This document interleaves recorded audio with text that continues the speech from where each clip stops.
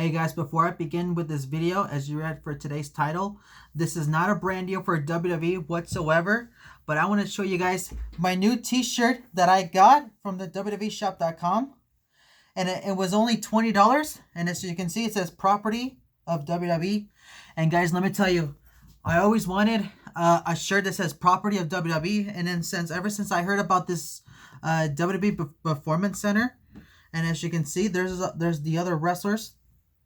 All of them, they wear the same shirt. Once you get into WWE, they give you this shirt, and then you start training, and so they can tell you what it's like to be a WWE superstar. And of course, it's in the Performance Center, as you can see.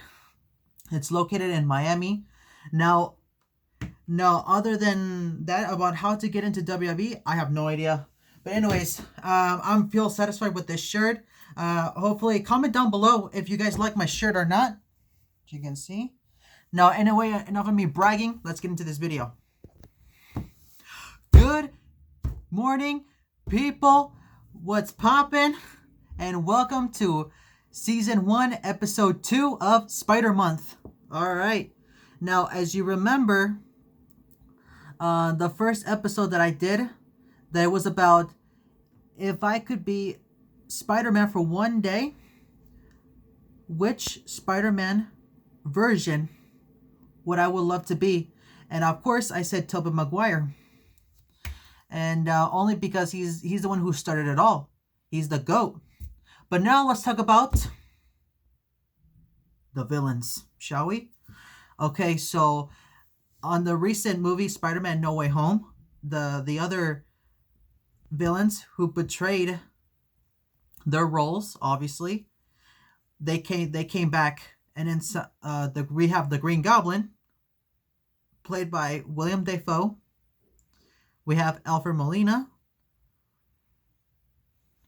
and who played as Dr. Octopus. We have Sandman, played by Thomas Hayden Church, and then we have the Lizard, which I don't know who was the actor of Lizard. And then we have Electro, played by Jamie Foxx. So basically, we have three villains from Tobey Maguire, and we have two villains from the Andrew Garfield Spider-Man. But however, rumor has it that that Venom was supposed to be on that movie, because it was supposed to represent the group called Sinister Six, right? Six. But in that movie, it was like pretty much like the Sinister Five, where they're missing one, and rumor has it that, again, that Venom was supposed to be in that movie, but for some reason it got cut off, or I don't know what happened. Now, let's just get into this.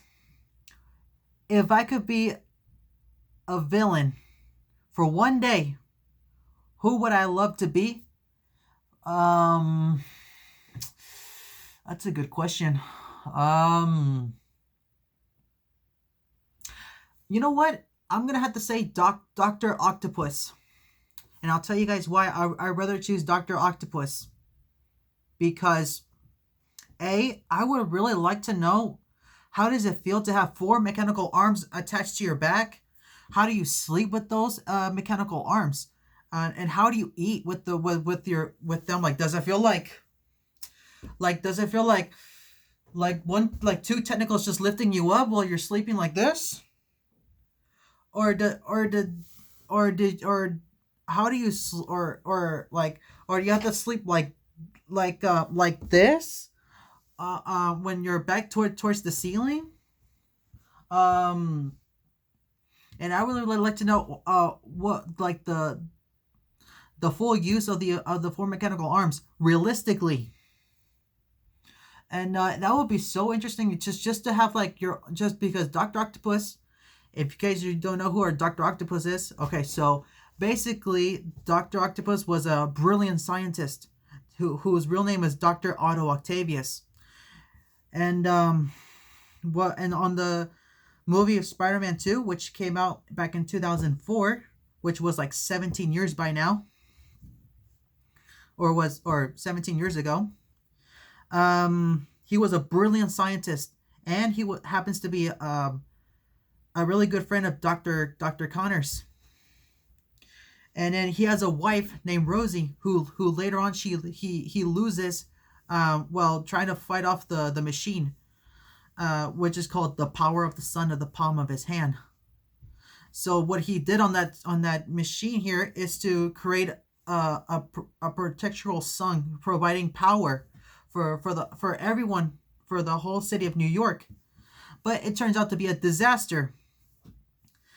And then so he tried that again with the tritium that Harry Osborn gave him, and only for one reason only: if he can find Spider-Man. Which later on he finds him, he knocks him out, he takes him to Harry Osborn, he gives him the tritium. Harry Osborn finds out that Peter Parker is Spider-Man, and then later on he fights him, and then they make amends, and then Spider-Man saves Mary Jane, and then while Dr. Octopus pretty much died, he drowns. But then in No Way Home, he doesn't remember that he drowns at all. All he says was that he fights Spider-Man, he grabs him from his throat, and then he comes in. He comes into that universe. He doesn't remember that he died. So in a way, yeah, I would see. So yeah, so with that being said, which out of all the 5 villains would I love to be for one day? Easy. Dr. Octopus.